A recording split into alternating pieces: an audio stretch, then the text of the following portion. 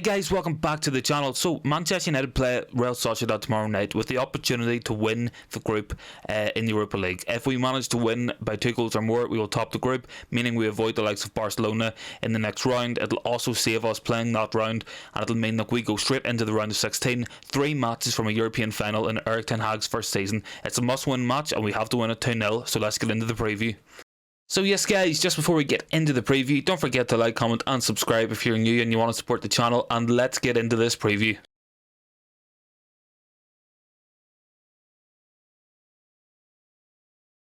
Yes guys, so form-wise both teams come in very good form. Europa League wise, Real Sociedad have won every match this season in the Europa League, scoring 10 goals and conceding 1. They don't score a lot of goals, but they don't concede a lot either. Manchester United, of course, 4 wins out of 5.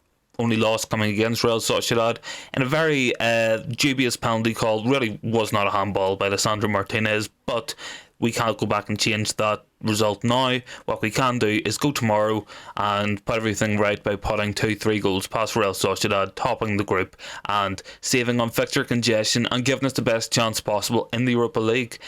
Form-wise as well, coming into this, most recently Real Sociedad were beaten by Real Betis at the weekend, 2-0 at home. Betis definitely a team in form, but Sociedad didn't look particularly good against them. I did see the highlights of the game, of course, as well as that Sociedad dealing with a lot of injuries at the minute. David Silva, of course, is injured. Kubo is injured. Many first team players as well. So form wise and injury wise would favour ourselves, of course. Real Sociedad do basically come into this with a 2-goal lead. It's kind of like to think of this as an knockout game where they have 2-0 on the previous leg, so we need to score 2 goals or more to progress. So it comes down to this. It does have a bit of a cup final type feel. It's an all or nothing game, so let's just hope Manchester United can pick up the points, pick up the win, top the group, and yeah, this is how I think we can do that.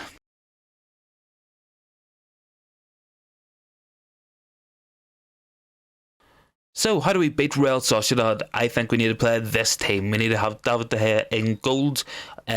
Dubravka won't play. We need De Gea to sweep up behind us like he has done at times of the season, to be fair to him. We'll need his shot stopping, of course, as well, should Sociedad hit us on a break. David De Gea, always a good shot stopper. Moving forward in the back four, Diogo Dalot will play. He's been absolutely fantastic this season.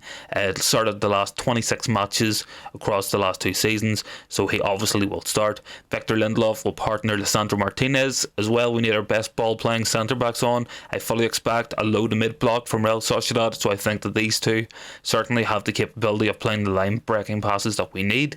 I'd like to see Luke Shaw at left back. I feel like he is the best left back at the club. Malacia is good, but Luke Shaw against a low block, against a team where he'll have time and space in the ball, can be absolutely devastating. Moving forward, a midfield 3 of Bruno Fernandes, Christian Eriksen and Casemiro.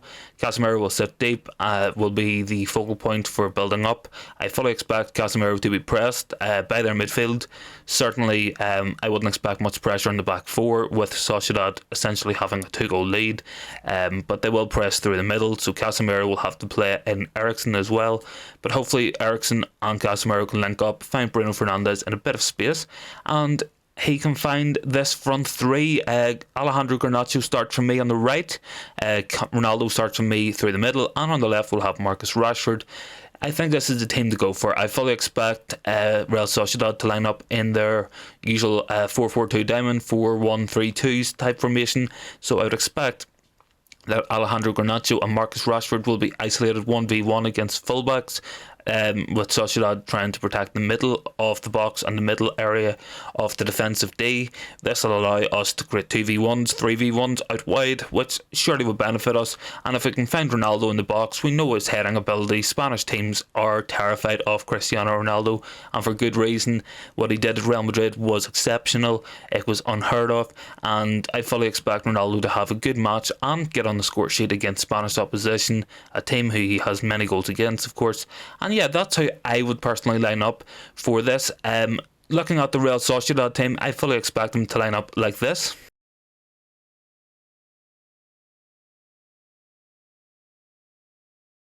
So I fully expect Real Sociedad to line up like this. They'll have Alex Romero in goal, Gareth Bale at right back.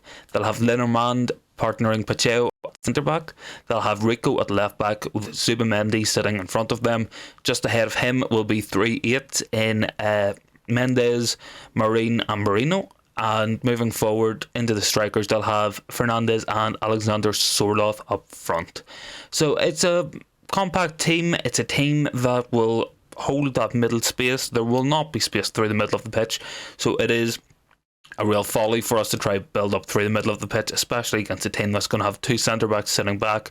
They'll have a number 6 and they'll have 3-8 essentially in front of them, blocking up that middle part of the pitch. So I don't expect much space at all going through the middle. Yeah, but this is how we can beat them. We can use our own formation to our advantage, and certainly what we have to do is get it wide.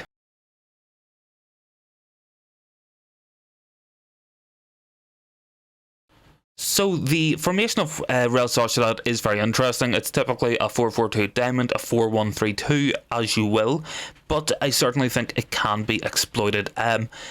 If they do line up in their typical formation, it'll leave an awful lot of space out wide. We've highlighted this here as well. We can see this here between Mendes and Garzabal and Moreno and Rico. So certainly for me, that is areas to attack. Keep it wide, make the pitch as big as possible. We do this with fullbacks pushing forward. We do this by Rashford and Garnacho holding their width.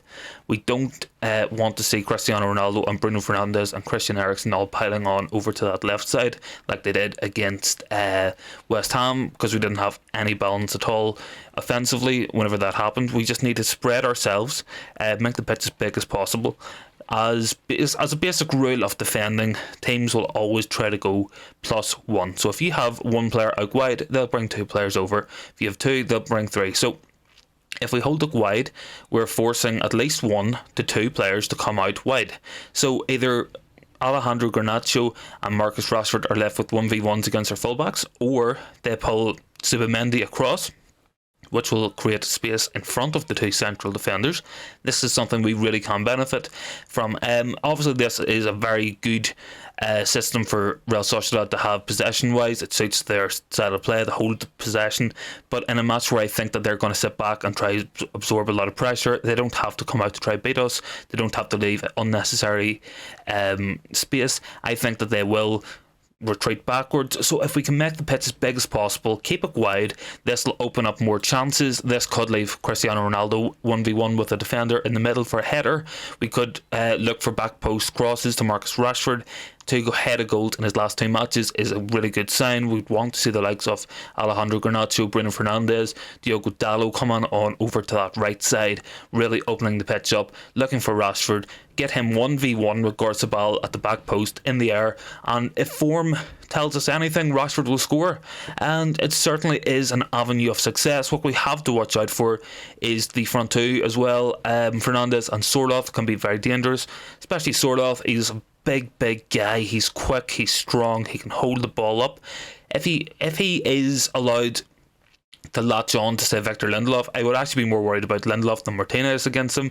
But if he latches on to Lindelof, holds the ball up, they could spring counter-attacks on us, which could, of course, be very dangerous, as we are going to have to go to try win this match. We are going to have to go and throw the sink at them.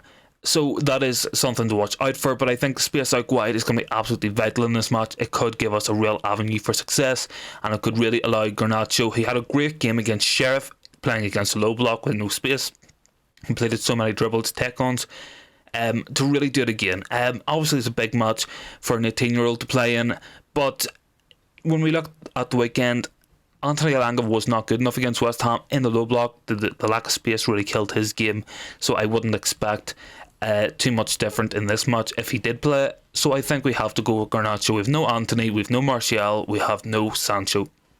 So in lack of genuine alternatives, I think he has to play. An alternative maybe could be put Bruno on the right, maybe put Donny van de Beek on, but I think we need pace, we need width, we need natural width. Bruno will not stay out wide, Garnacho will. So let Garnacho play on that right hand side, let him link up with Dalot, with Bruno through the middle, and hopefully we can create some chances, get a couple of goals, win this match and top the group.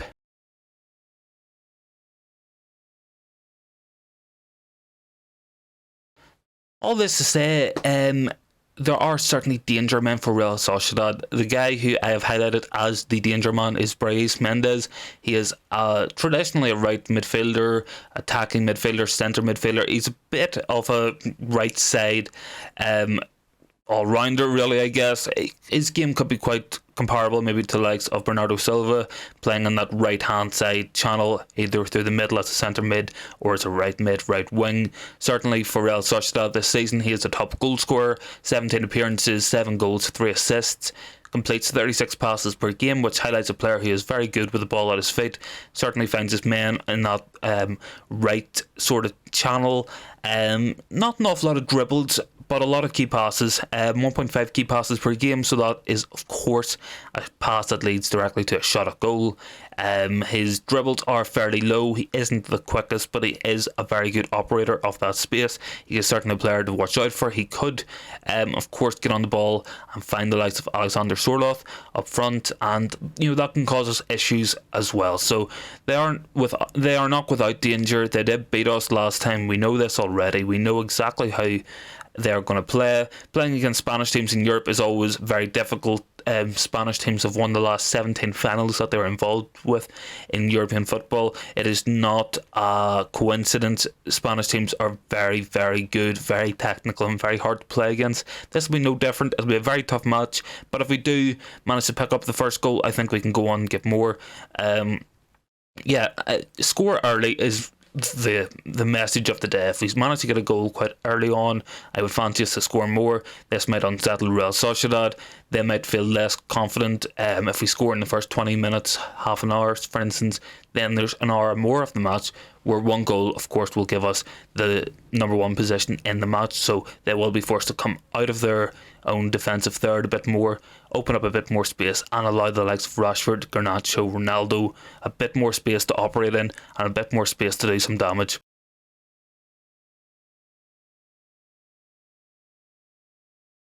So yes guys, that is the preview pretty much wrapped up. I am of course the ultimate optimist. I am going to say Manchester United are going to win this match 3-0. We're going to top the group. We're going to go into the round of 16. We'll get a favourable draw and we'll be in the quarterfinals of the Europa League before you know it. But no, real talk, I think it'll be a difficult match. It'll be a very tough match to play. It probably won't be a good watch, but we're going to watch it anyway. We're going to hope that Manchester United pick up the 3 points, that we get 2 or more goals, and that we top the group. I am personally going to predict a 2-0.